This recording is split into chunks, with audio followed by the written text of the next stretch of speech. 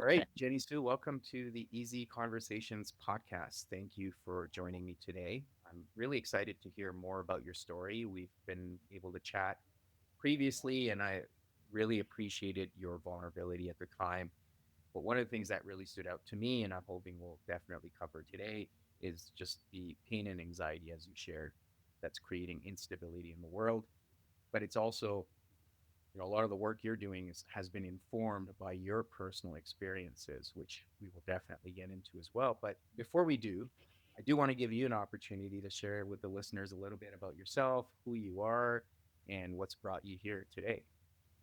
Yeah, I am so excited to have this conversation. My name's Jenny Sue.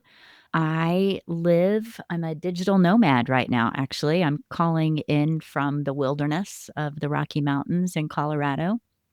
I just spotted a moose right before we hooked up here. And long story short, before we get into the trauma and drama of my past, I'm living happily ever after because I don't believe trauma actually defines us. I think it equips us. And so I get to use all the experiences I've been through to lead an international counter trafficking organization. And we have a presence now operating in 43 nations. Wow, that's powerful. So let's just jump right into it. I do appreciate how you set the stage around trauma doesn't have to define our lives. I think a lot of people get stuck in it and sometimes feel victimized, but there is a level of responsibility we can all take. But I do want to understand what's influenced you to be able to lead this organization and how you've been able to grow it, that it's operational in so many nations. So let's maybe get into those details. Yeah, I think that's an important point. Most humans on the planet will experience some sort of victimization. There's all kinds of ways that we are victimized by illness, by accidents, by people who are mentally unstable. But victimization is something that happens to us, not an identity we wear. And so I have been able to use my experiences in impact. But my once upon a time, my story begins at the age of 4. And at the age of 4, growing up in the Midwest in the USA, my grandfather started selling me to other men for sex. And in a matter of moments, my world turned upside down and inside out. And that violence actually continued for 14 years and was a prevalent part of my formative years. Between the ages of 4 to 18, I lived in a pretty perpetual state of violence and survival. And I found rescue and escape actually the day after a failed suicide attempt when I found out I was pregnant. And I believe God intervened in that situation and awoke in me this mama bear instinct, an instinct not only to survive, but to protect this innocent child. And that really began my journey towards recovery and freedom. And it's from that place now that I live and empower other people who have experienced exploitation to walk in their purpose, their Yeah. destiny. Yeah. Wow. Wow. Yeah. And I have so many questions for you here. And again, it's not to, I know I said victimize, but it's not to undermine people's experiences. Like I'm sure it was very difficult for you at the time as well. And leading into that, how did, looking back, how were you able to go through those 14 years of being exposed to that level of trauma and violence? And how were you making sense of it when you put yourself back at that time? At the time, it is impossible to make sense of. As a 4-year-old, 5-year-old, I did not have words to explain what was happening. People ask, "Didn't you tell, and didn't you ask for help?" And children who are being exploited or victimized, they may try to tell in a variety of different ways, not using words. Like, Mm, for instance, in kindergarten, I drew a family picture with all of my family members normal, but my grandfather was 2 to 3 times the size of everyone else, almost filling the page, and he was naked, and he had an erection. So my kindergarten teacher called my mom. My mom came to pick me up, saw the picture, was furious and embarrassed, and tore the picture up, and I got a spanking because we don't draw pictures like Mm, that, was sent to bed without dinner. So there's ways that children particularly try to tell or try to make sense of what's happening. But in reality, as an adult, I still can't reconcile the violence that one human can perpetrate on mm, another. yeah. However, I would say my survival was entirely dependent on the presence of God. And I don't want to proselytize. I don't know where your audience is coming. I don't want to be preachy. But my own personal experience was that first assault, the first time I was raped when I was 4 years old, in the moments immediately after this unimaginable violence. In the backseat of the car driving home, I had a very real sense, vision, presence of Jesus in the backseat of the car, holding me on his lap and whispering, "I've got you, baby, and I'm not going to let you go." Mm, And he didn't mind the tears. He didn't mind the snot. He didn't mind the blood. He wasn't so holy that he couldn't look on sin. He was right there in the midst of it, whispering, mm, "I've got you." And really, that for me, and I know every person's experience is different, but for me, it was that ongoing presence that I wasn't seeking God. I was often mad at God. I was certainly confused. My grandfather was an elder in his church. I mm, went to church with him on a Sunday morning when I was 8 years old and sat behind the man who paid to rape me the night before. So I was very confused about religion yeah. and even Christian dogma. And despite that, Jesus kept showing up for me, showing up in the midst of the violence. And Mm, I believe it is that power, that divine love that is God, that kept a piece of my heart, my soul, my mind, that part of us that is made in the image of God, whole, untouchable. And I think God does that by giving our brain this brilliant capacity to compartmentalize and to dissociate. So I could go through incredible violence and then go to school, and school was my safe place. I loved school. I was the teacher's pet, the gold star, the straight A student, whatever the assignment was, I was going to do it the best. Cheerleader, yearbook editor. I loved school. And I think that's one of the brilliant things about the human design, that our mind and body does have the capacity to yes. compartmentalize. And until you're at a place and a time that it's safe to revisit and find healing. Yeah, no, I definitely agree with a lot of the things you're saying. I am curious because I've talked to other people about this too, and we talked about God, and a lot of the times there could be anger. You touched on that too around, Yeah. I believe in God, but why is this happening to me? Why, as an innocent child? But then also, why are people who believe in God also acting like that? And then we often tend to associate people with God based on their beliefs. And then there could be a lot of rebellion or anger, as you touched on. So I know you said it was Yeah. confusing, but then after you came out of that experience, and like you said, it's allowed for your growth, how were you able to make sense of it all now? Yeah, I went through all of that. I went through an phase. I thought if God existed and if God was good, the very least he could do would have been to let me die. Like that would have been the merciful thing. Mm-hmm. And I really struggled with in Christian thought, God is supposed to be all good and all powerful. And I couldn't reconcile, like, either God's all good and he hates what's happening to me, but is too weak to stop it, or Mm-hmm. God is all powerful and he could stop it, but doesn't care to. And yeah, in university, I was rascally. I was mad at God. I was mad at men. I double majored in biology and world religion because I thought I've got to figure out what the real answer is here. And for me, and again, this is my personal experience. I'm not insinuating that it's should be anybody else's, but even these deep dives into Buddhism and Zoroastrianism and Judaism and Islam and all the things, I kept being drawn back to the Bible trying to disprove it. And at one point, I was working through the book of Ephesians. which is a letter in the New Testament from Paul to the Ephesian church.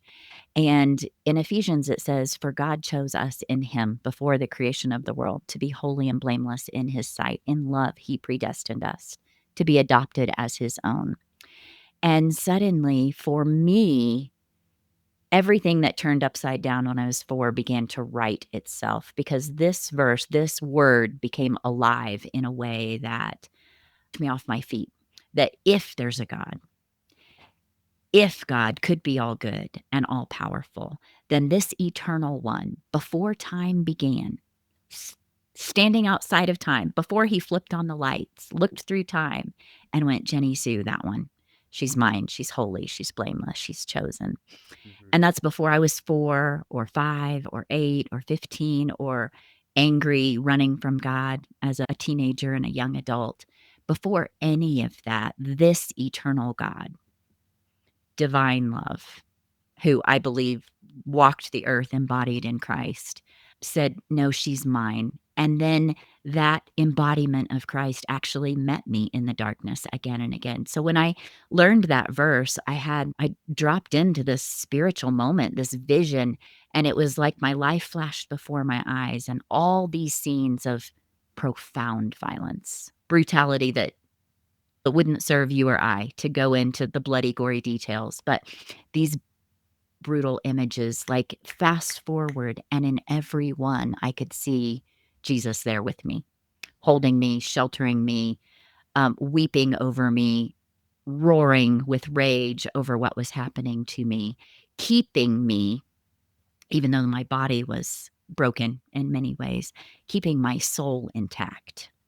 And that became evidence to me that God could be all good and all powerful. Mm-hmm. And it's not a place, I think way more people experience anger at God and actually have this tangible moment of experiencing God's presence in the midst of violence. Mm-hmm. But it was that gave me this understanding of mercy that anywhere we look, there's darkness and chaos and void, right? There's devastation, there's violence, war, exploitation, cancer. It's all around us. But the hope is for me Mm-hmm. and what I see in my international work, the hope isn't that we won't suffer, it's that God joins us in it. The image of God that I have come to be deeply head over heels in love with is Emmanuel, God with us. It means Jesus came to sit in the suffering with us, to carry it with us, to grieve beside us.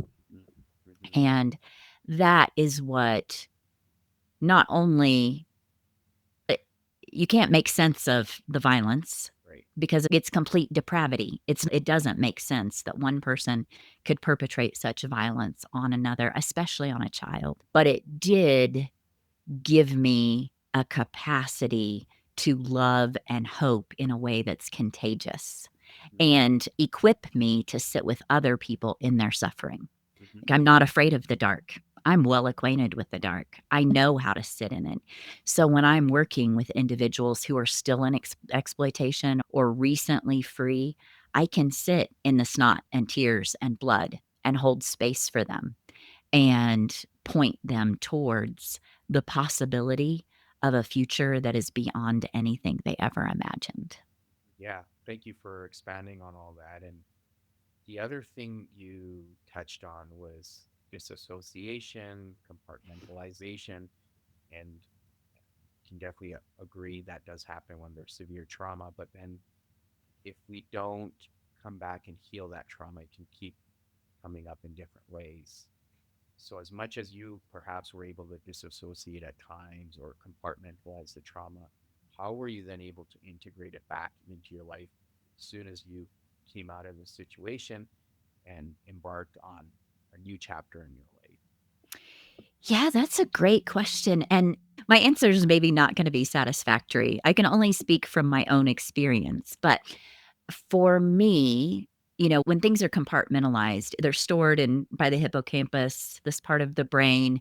Your brain works that all of your senses, something that you see, something you smell, something you taste, something you hear, something that touches you, sends your your hippocampus, the librarian, searching through the files, what relates to this sight, sound, smell, taste, feel. And if it's related to trauma, your body immediately reacts with Yes. fight, flight, or freeze. Yep. We call that a trigger, right? It's this really big response that from the outside looks completely irrational. And it can feel wildly frustrating and crazy making. I'm walking down the grocery store aisle shopping and suddenly catch a scent of my grandfather's cologne Mm, and am in fight or flight today, now. And the response, the physical response I have could seem really frustrating and crazy making. Now, as I've healed over years and years, I view every time that happens as an invitation. It's not a trigger, it's an invitation. It is an invitation to two things. One, to pause and go, wow, look how fierce and fearfully and wonderfully my body is made. Like at an instant, without thought, everything in me was mobilized to keep me alive. Now, in the grocery store aisle, it looks irrational, mm-hmm, but it's evidence not of brokenness. mm-hmm, It's evidence that my body is designed perfectly to keep me alive. So I can stop for a minute and be grateful. Oh, that is an absolutely rational response to my grandfather. And look what my body did. I'm here. I won. I survived. It worked. And when I'm able to acknowledge the trigger, what it's reminding me of, hold and honor that with tenderness, like, oh, yeah, that's worth grieving. That's worth being stomping mad about. That's worth holding with tenderness. Be grateful for my body, the way that it was designed. Then immediately my body starts returning to a place of calm and I can finish my grocery shopping. Once upon a time, a trigger like that would put me under for weeks, days, at least hours. yeah. One particular trigger for me is my grandfather, because of his involvement for in church, he had a really strange and perverse love for old gospel music. Mm, So in my exploitation, he would play a specific song, How Great Thou Art, over and over, either during the violence or immediately after the violence. And I still, to this day, if I'm in a service and they play that song, have an immediate visceral reaction. mm, So much so that my friends that are on worship teams will always give me a heads up. Hey, just so you know, it's in the queue today. It's going to be at this point so that I can step out because they love me and they know I'm going to have a reaction. mm, But instead of it taking me out for weeks or days or hours, now I can feel the feel and acknowledge where it's coming from and celebrate that my body responded and immediately start yeah. regulating. Yeah. And so everyone becomes proof or evidence, Mm-hmm, not only of the resilience of the spirit and the body, but I think for me, of God's faithfulness. Yeah, mm, he was there and he brought me to here. yeah. I really like that answer. So I would say it's fairly satisfactory because you, what I'm hearing from you, because I don't see this when I'm working in the therapy side of things, I don't see this with a lot of people. First of all, there's awareness of the triggers, right? And you're able to connect the dots around, okay, this is why this is a trigger, but then you're also actively working with the trigger, right? So Right, you're not just shutting down, you're realizing, okay, there's some triggers I've been able to work through, but there's still others that keep coming up. And right, you're also not approaching them with shame and trying to keep it a secret. You've actually let people in on it. So, like you said, your friends are also supporting you in that. So I think right. that's really healthy in a sense of addressing the triggers and the trauma and being able to know Yeah. why these things are triggering you. So I definitely like that. Yeah. So many of my early therapeutic experiences, probably the first, gosh, 15 years of therapeutic recovery, a lot of the methodologies that I participated in, and well meaning therapists that in many ways got me to where I am. But a lot of the methodologies at that time were very much about how to manage triggers, suppress triggers, erase triggers, avoid triggers, know where the triggers are so that you don't stumble, trip over it. But when you've experienced 14 years of compound complex trauma, the world is a minefield, right?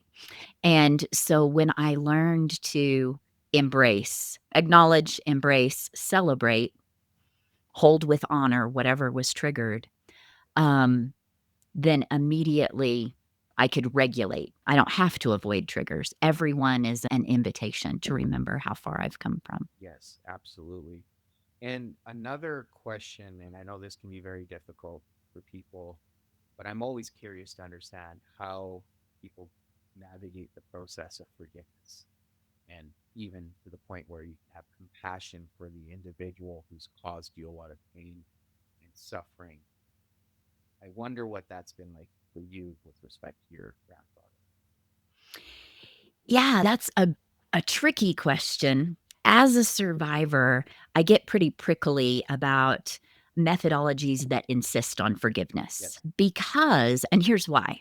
It's not that I don't think forgiveness is important, but I think our cultural understanding of forgiveness is it's okay, it doesn't matter, forgive and forget. I'm going to put on a plastic smile and go to Christmas dinner, whether they're repentant or not. Yeah. It means go along and get along. Mhm. And I feel like that understanding of forgiveness is wildly toxic and not at all helpful. So when I'm personally working with individuals, I work from my own experience, right? And when they broach forgiveness with me, when they bring it up, when they're ready to explore what that means, my understanding of it is a legal transaction. Mm. It's not a forgive and forget. It's actually a very real record of what happened and a trust that there can and will be justice. Mhm. So I'm gonna speak from my faith understanding and Yes, ask for grace from your audience because everybody's in their own place. of course. But for me, exploring the language of forgiveness in the context of scripture, it's a legal transaction. And so if you, sir, were walking down an alley and you got beat up by a group of young guys, and maybe people saw it was happening, maybe people some got called or got some film, they called 911, the ambulance came, the ambulance takes you to the ER. The ER is going to document every injury you have. Oh, he needed stitches. He's got 3 broken ribs. The police are going to interview you. This is what happened. They're going to interview all the witnesses. They're going to take the video evidence. Best case scenario, they're going to arrest those guys. Best case scenario, assuming our justice system worked, which, you know, are in a broken world. But assuming the system worked, the DA is going to prosecute. And so, what forgiveness means to me is it is a documentation. The doctors they're going to come testify. She was wounded in this way. Personally, I've experienced 14 miscarriages Mm. as a result of the violence done to me. That's a lot of damage. I still have physical damage. So there's going to be medical testimony. There's going to be legal testimony. This law was broken. This law was broken. This law was broken. There's going to be social testimony. It cost me this. So forgiveness means I have permission to document all of the injury and I'm going to present it to a good and perfect judge. And I'm going to trust this good and perfect judge can and will bring about justice at the right time. So when all my case is presented to this good judge, I can wipe my hands, turn around, walk out of the courtroom, hear the gavel, hear the door closed, and trust that justice is coming. I may or may not get to see it, but I believe in justice. Mm. And so I don't have to drag around my grandfather and prove to every person I meet how wicked he was and get them to affirm me and how wrong he was and that he should go to hell or whatever the opinion Right. is. He should have spent his life in prison. None of that serves me. No. What serves me is not having to carry him anymore. Mhm. And so for me, that's what forgiveness is. It's a rendering of the case and then turning over judgment to a person that I believe is a good and perfect judge. Mm. Through that process, I did have worked through that process extensively, not only with my grandfather, but with people in my life that could have, should have, would have known and didn't intervene, that were complicit or profited from my exploitation. It's a long process. I have done that. But when you've worked through it to a certain degree, like now I have 3 grandbabies. 4th grandbaby is due in October. My newest grandbaby is 3 months old now. And when I take this baby boy in my arms, he just melts into my heartbeat. Like his little toes uncurl, his fists unfurl, his whole body, every muscle in his body sighs as he falls asleep against my heartbeat. And just last week, as that was happening, I was shushing him to sleep, this tiny, perfect, beautiful baby boy. And I was struck by the thought, at some point, my grandfather was that. Mm. He was this tiny, perfect little human crying to be held, to be fed, to be nurtured. And I have no idea what happened to turn him into what he became. Mhm. But I can have at least it's not even that, just to be clear, I'm not like a saint or anything. It's not that I have compassion for what he became, Of course. but for a moment in loving, in nurturing, in being held back by this tiny, perfect human, I thought, wow, at one point he too was that. And that's a whole nother level of release, of judgment? I don't know. It's another level Yes. of Yeah. healing and freedom to recognize, like, my grandfather definitely perpetrated monstrous crimes, Mhm. but he was not an animal. He was not a monster. He was a human, at one time, a reflection of the divine, Yes. fearfully made. Mm. And and so that too gives me a level of freedom. Yes. Yeah. Again, I really appreciate the depth of how you explain that because I can, again, can't put myself in your shoes, but I can definitely appreciate through the lens that you're offering that forgiveness isn't like the simple process that we often get told that do it, move on. It's not that simple. So I do appreciate that depth of explanation. Now, again, the other question that's coming up for me is you mentioned that through the suffering, you were able to connect with God. But then at some point, it must have gotten to the point where you're like, I need to escape. Suicide was the only option that was apparent to you. Can you Yeah. explain how that was going on? Were you not, again, I can definitely appreciate the difficulty of this, but was there a moment in time where there was weakness or where there was no ability to connect with God, where suicide was the only option to escape and find freedom? Yeah, the thing is, um so in kindergarten, 5 years old, I started praying every night that God would just let me die. Please just let me die. He didn't. And um, at 15, I experienced a really profound act of violence when my grandfather found out I was pregnant, took me to a slaughterhouse on his cattle ranch, strapped me to a table, and had another man do a forced abortion. And in the midst of that violence, probably I consider it the preeminent, the ultimate act of violence.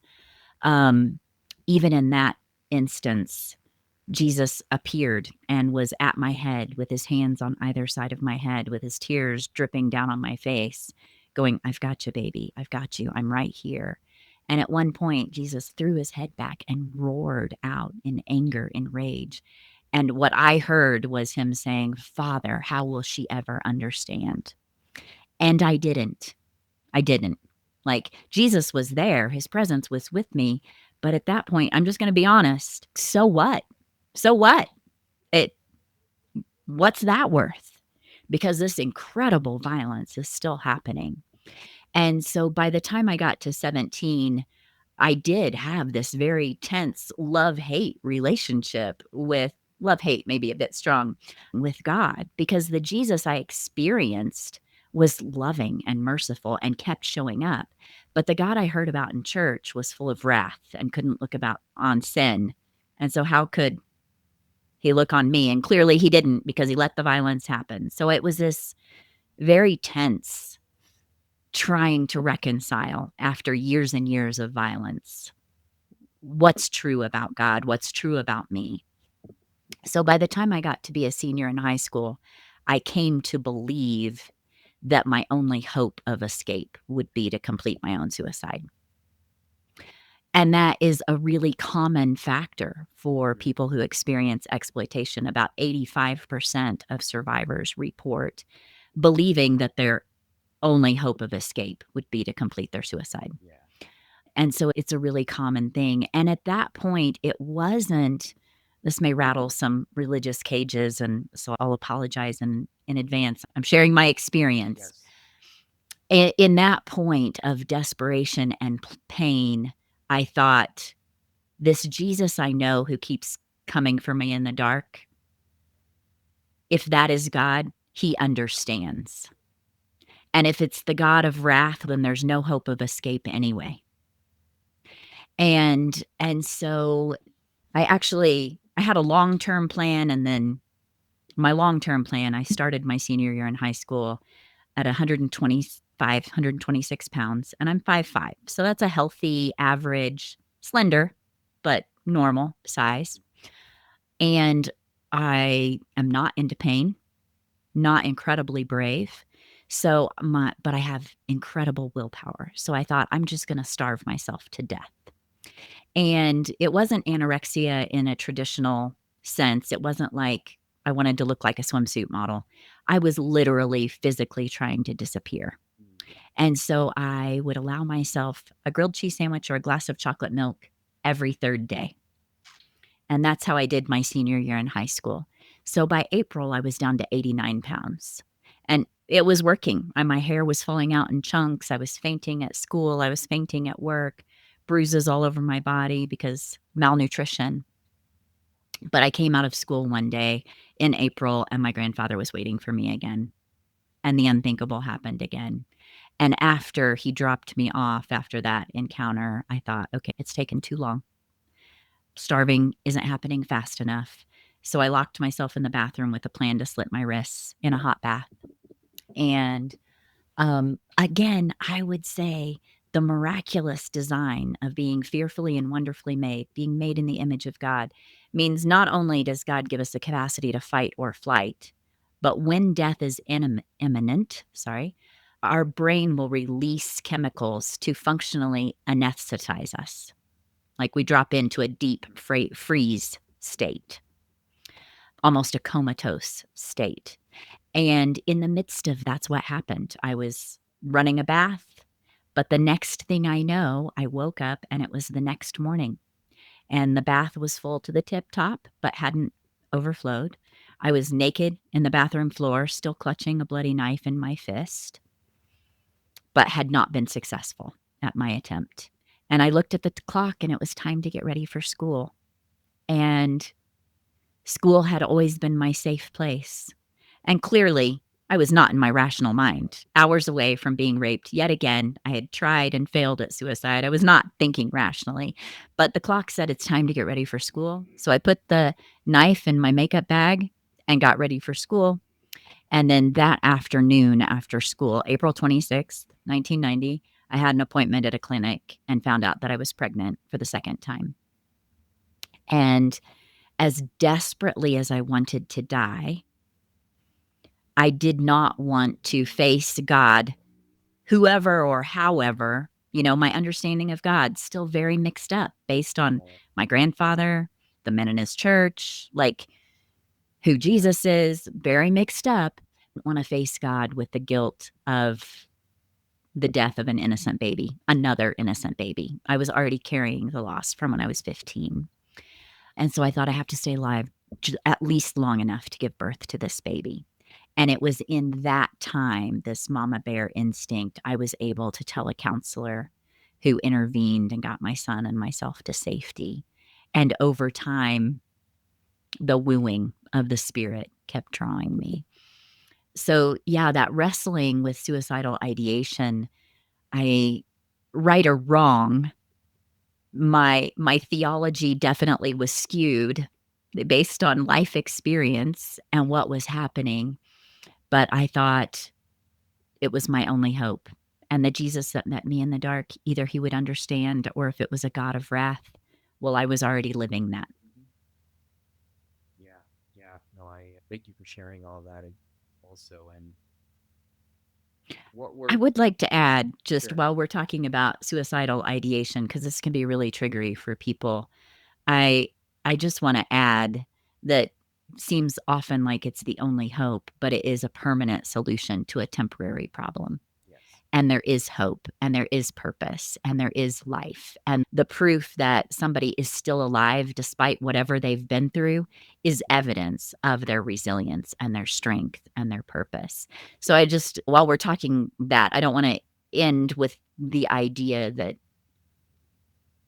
it's acceptable. Yeah. I want people to know that it's normal to wrestle with that also, that there is hope Yeah. beyond their wildest imagining. Yeah. And your life is a testament to that as well. And what I, at least what I was getting was you were walking us through how you were reconcile everything at that point in your life. But now looking back, you've obviously been able to find purpose. And that was my next question is what were the next years after you finally escaped and like you said you had a boy? What was that journey like raising a boy, healing yourself? Yeah, I was a single mom for a few years and in university working my way through school as a single mom, and I was angry at God. I was not interested in dating at all initially. Newly free, I thought all men were dangerous. Mm-hmm. But as a single mom, I was working my way through school, um, in a college bar, actually, and a guy and his friends came in one night, and again, I wasn't interested in dating at all. And I waited on him and his friends all night. He didn't flirt, he wasn't inappropriate. But when last call came, I looked across the bar, and in that moment, I knew that he was my future husband. And it wasn't like Cupid's arrow, it wasn't hearts and flowers, it wasn't love at first sight. I was really almost mad about it because I did not want a man in my life. And yet, it was such an overwhelming sense of knowing that I wrote my name and number down on a napkin and I took the last round of drinks. I didn't say anything. I just sat the napkin down, sat his drink on it, walked away. He called me 2 weeks later. We were married 18 months after that. We've been married 31 years, and the napkin is still framed in our bedroom. But the journey was long. He came from this deeply, a beautiful spiritual heritage, but also a deeply religious and a lot of legalistic, Mm-hmm. holy ideas. And that bubble, he didn't really have a frame of reference to understand or comprehend where I had come from. Yes. And so it took us a long time to heal. The first several years, he didn't want to know anything about my past. I actually pursued justice against my grandfather. During the lawsuit, he did not participate at all. I traveled across a few states to go to trial by myself with my son because my husband just, and then he didn't want to know. And he didn't have a frame of reference, and that was a really hard thing for us to reconcile. And ultimately, we came to a crossroads, um, that he had to be willing to enter in to my suffering. I couldn't keep it a secret. Mm. It wasn't my shame to carry. He had to understand what I was carrying. But that was a long and deep journey. And we did finally come to a point. There was a point in our marriage that we were separated for a while, and I didn't know if we could make it. I didn't know if I wanted us to make it. And even then, I feel like God stepped in and brought about restoration that neither one of us could have imagined. So we're absolutely crazy, head over heels, living our best life ever. A marriage full of delight and Mm. intimacy, relational intimacy, physical intimacy, joy, pleasure, passion. Absolutely living our best lives. Yeah, that's amazing. And Now, coming to the present stage, so as you said, you're doing a lot of work in counter trafficking. What's that been like for you? You find yourself at times getting triggered, but then how are you using your personal experience to live with purpose, but also help others who might be in similar situations as yourself? Yeah. So we founded Compass 31. That's our organization 14 years ago. We just had our 14th birthday. And yeah, my life and experience does inform our work. We have prevention, we have restoration, and we have leadership development. And one of the things that sets our program apart and that I'm so excited about is that we walk with our program participants to the highest level of education they desire. So I'm a mama. I've been pregnant 17 times. I have 3 live children and 14 losses. But I also provided foster care over the course of 8 years. And coincidentally, in quotes, not coincidentally, God provided that I loved and served 14 fosters over the years that we provided foster care. As a mama, I want each of our participants to be everything they were meant to be before the trauma happened. That they're not defined by it, they're equipped by it. That is our motto. That's our go to. Like, everything you've been through is proof of how strong you are and what capacity you have to change the world. So let's get on with changing the world. Mm, So one of our participants has graduated law school and passed her bar exam. We have 4 that have now master's degrees in social work. We have a few with business degrees, one with a hospitality degree, one that started her own nonprofit to support survivors of domestic violence. But our youngest participants right now are 4 years old. And so when we commit to them to their highest level of education, it's a lifetime commitment, mhm, which is beautiful and exciting. And I get a front row seat to watching the beautiful, fierce, resilient human spirit rise to their highest capacity again and again. I get a front row seat to watch redemption unfold again and again. And it's beautiful, but it's crushingly beautiful.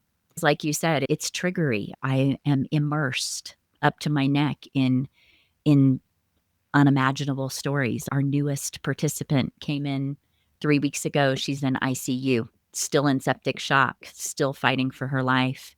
We still don't know if she's going to make it. First thing was a complete hysterectomy, but if she survives the sepsis right now, she's going to require 8 to 10 reconstructive surgeries to put her back together again. It's hard. And it's hard in a lot of ways. It feels like we're alone because the work we do is completely donation based.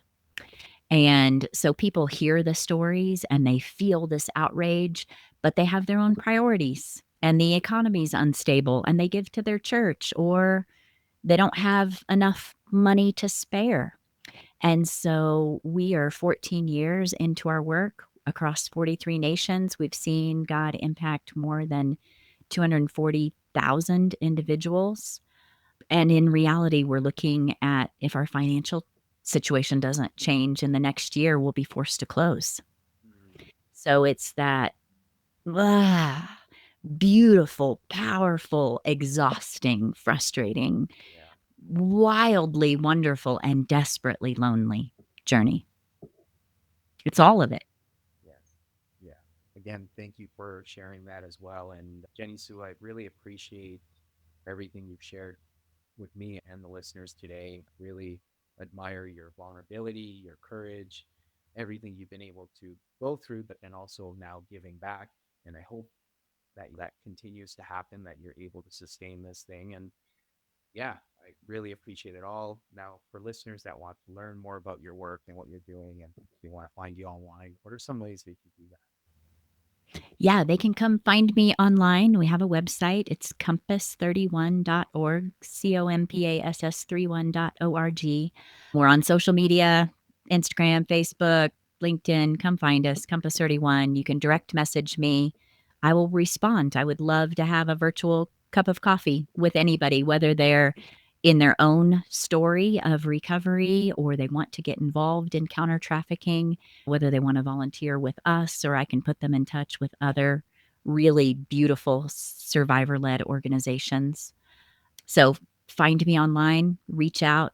That's the best way. I'd be happy to have a conversation. Sounds good. Yeah, we'll definitely share all of that. But thank you again for this conversation. Yeah, it's been great. I learned to survive my childhood by silence and submission. And so every time somebody like you opens up your platform and gives me a voice, it restores a piece of that which was taken from me. So I'm deeply grateful for this conversation and that you would share some time with me. Thank you.